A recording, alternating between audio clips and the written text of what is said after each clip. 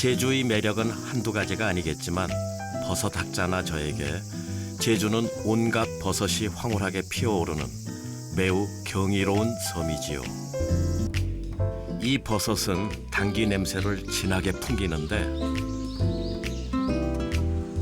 죄다들 멍게 같다네요.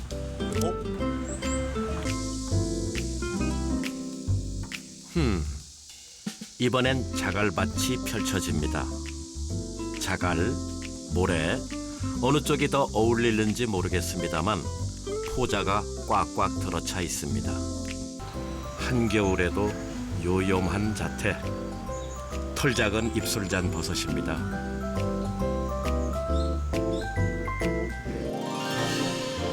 생긴 모양도 제각각.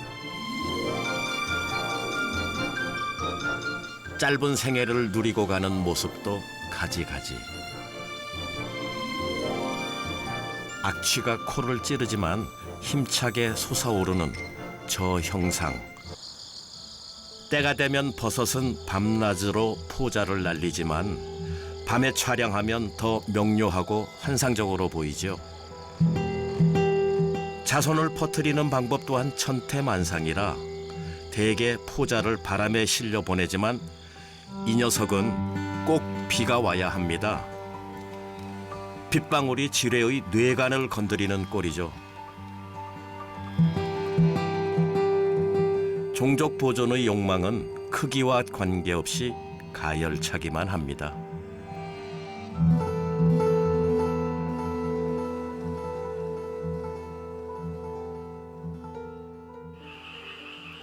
이 친구도 버섯에 속하는데 하는 짓이 식물보다 동물에 더 가깝습니다.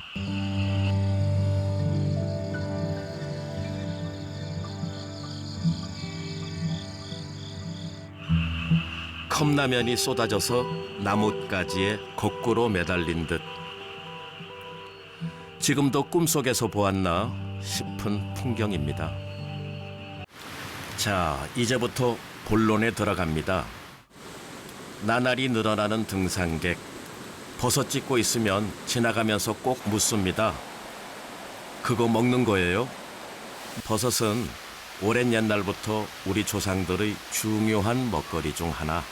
언제나 우리의 관심을 끌고 있습니다. 그리고 관심의 핵심은 먹어도 되는 것일까? 어린 녀석들도 색깔이 무시무시하고 다 자라면 괴기스럽기까지.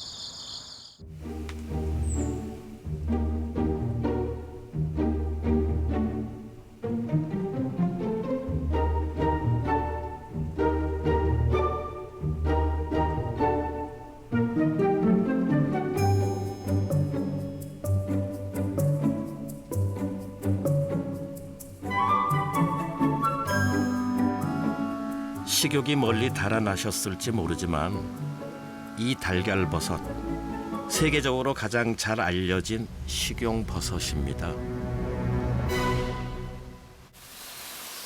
동행한 버섯 박사님에게 거듭거듭 확인하고서 촬영 감독이 직접 인체 실험에 나서기로 했습니다.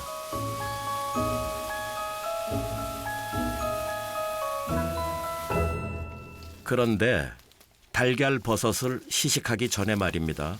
저나 여러분이나 확고하게 품고 있는 독버섯 정의. 네, 화려하고 예쁘면 독버섯이다. 이 버섯은 수수하게 보이시나요? 표고버섯. 수수할 뿐 아니라 고소한 맛까지 풍기는 듯 마음 놓고 드셔도 좋은 야생 표고버섯. 버섯 채집 공식 허가증을 갖고 있는 이분께 물어봤습니다. 분명히 독버섯이 더 예쁘고 더 그 벌레가 잘 안 먹거든요. 그러니까 더 예뻐요. 그러니까 그게 더 식용인 줄 알고 잘못 채취하는 겁니다. 독버섯이 더 예쁘다, 네, 화려하다. 예. 벌레가 안 먹는다. 안 먹는다. 네네. 그렇게 알고 계세요? 예. 이제 저는 예쁘고 화려한 독버섯이 틀림없는 달걀버섯을 먹어봅니다.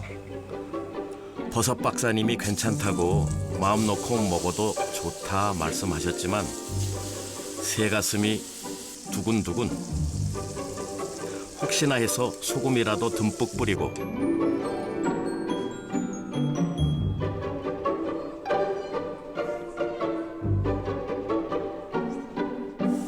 요것 봐라.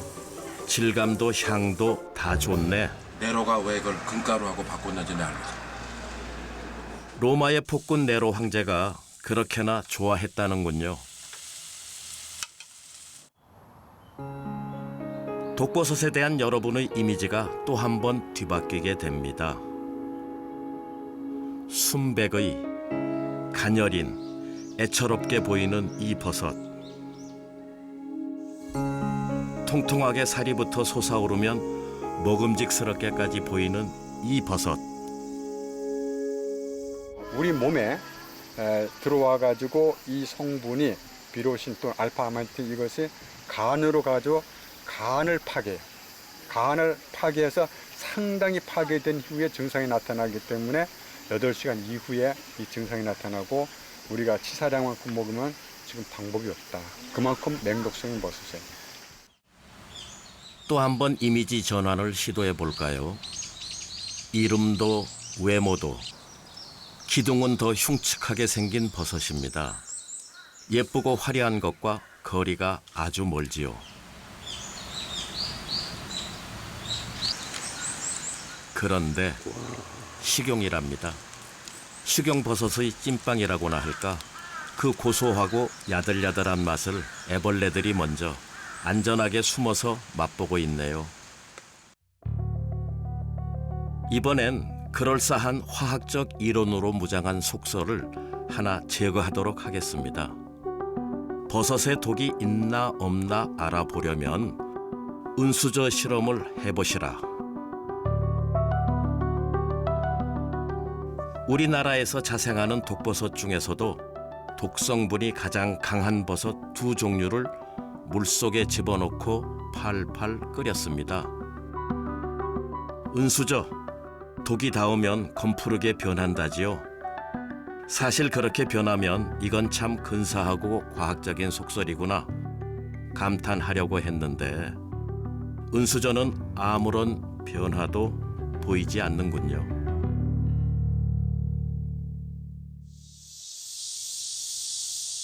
적은 내부에 있다가 아니라 독버섯은 우리 근처에 손 뻗으면 닿는 그곳에 매우 맛깔스러운 분위기로 날따 잡수 여러분을 유혹합니다. 더구나 통행이 빈번한 큰 길 옆에 이런 버섯이 피어오르고 있다면 가슴이 조마조마. 행여 누가 먼저 따갈세라 앞뒤 안 가리고 내 것으로 만들어버리는 사람이 있기 때문이죠. 그런데 이런 독성분이 숨어 있다지 뭡니까?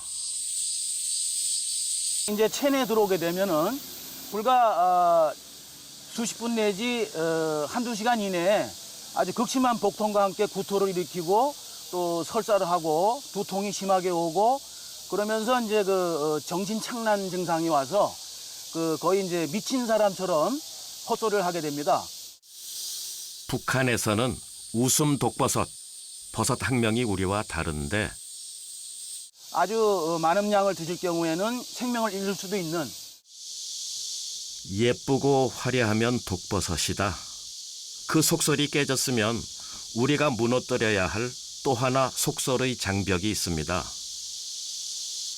벌레가 먹으면 우리도 먹을 수 있다. 마기광대 버섯의 갈색 표피가 하얗게 벗겨지고 말았네요. 반날개, 이 녀석들이 개걸스럽게 먹어치우고 있지 않습니까? 반날개의 먹이 창고나 다름없네요. 그거 먹는 거 뭐예요? 지나가던 분이 또 궁금해하네요. 벌레가 먹으면 식용이다. 그렇다면 먹어도 된다는 말인가? 이 버섯은 비단벌레의 놀이터네요. 저 녀석들이 저렇게 놀기만 하겠습니까? 뜯어먹기도 하겠지요. 많은 분들이 달팽이를 보면 안심한다고 합니다. 그런데 벌레나 곤충들은 가리지 않는다고 해요. 버섯의 독성 여부에 관여하는 것은 어디까지나 인간의 생태적 반응이지 본래의 면역력은 아니라는 사실을 알아야 합니다.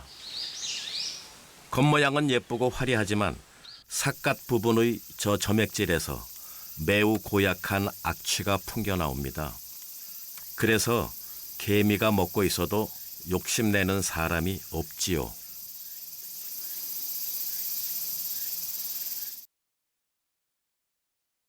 노란 망태버섯과 마찬가지로 냄새나는 점액질을 몸에 붙이고 나오는 진화가 많이 된 버섯들이 있습니다.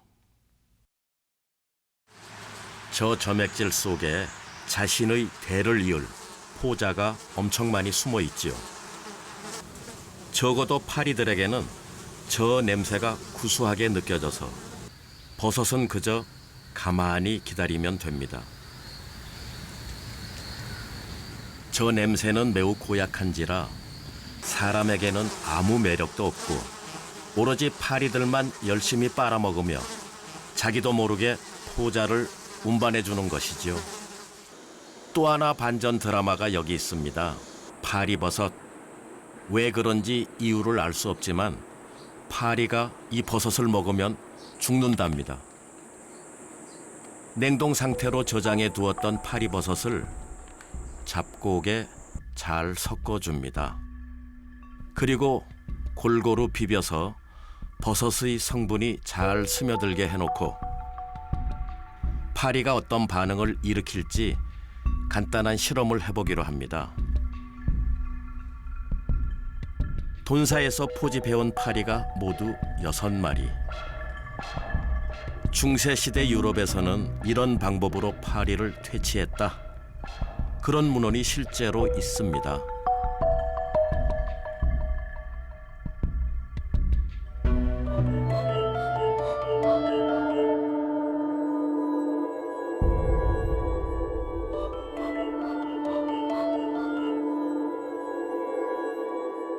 불과 20분 만에 4마리가 쓰러졌고 나머지 2마리는 상당히 끈질기게 버텼습니다만 10분쯤 후에 숨을 거두고 말았지요.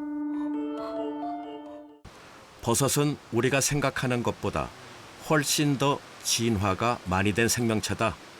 특히 방어 기제가 매우 뛰어나다는 점입니다. 그래서 이 표면 전체에다가 선충을 포집하는 기관을 아예 가지고 이게 태어나요. 선충을 포집한다는 거는? 선충이 오면은 끈적끈적한 물질로 먼저 선충을 캡처를 딱 해요. 그러고 나서 그 캡처한 선충 몸 내 또는 선충을 에워싸는 균사가 나와가지고 그 선충을 전부 다 이제 그 빨아들이는 거죠. 그래서 이 버섯이 선충을 죽여버리는 거죠. 그러니까 사람에 대한 독버섯이 아니고 이런 거는 이제 곤충에 대한 독버섯이 될 수 있죠. 길도 제대로 안 난 깊은 산속. 우리나라에서는 좀채로 보기 힘든 버섯이 무리지어 솟아났습니다. 얼핏 보면 느타리 버섯이나 표고버섯처럼 생겨서 특별히 소개해드리는 겁니다. 이 버섯이 생산하는 독소는 일루딘 S라고 하는 독소를 생산하게 되고 이 모양은 낮에는 느타리 버섯과 유사한 모양을 가지고 화경버섯이 희귀한 버섯이라 그렇지 흔하다면 중독사고 많이 일어날 법하지 않은가요? 그럼 느타리 버섯과 뭐가 다른가? 기부에 이런 검은 반점이 있기 때문에 이것이 느타리 버섯과의 형태적인 구조적인 차이점이 됩니다. 저 검은 점보다 더 신기한 게 있답니다. 광이 되면은 이 주름살에서 인광이 발생이 되기 때문에 그것이 느타리 버섯과 이 화경버섯의 차이점으로 우리가 저 주름살들 사이에서 빛이 나온다. 사실이라면 볼만한 풍경 아니겠습니까?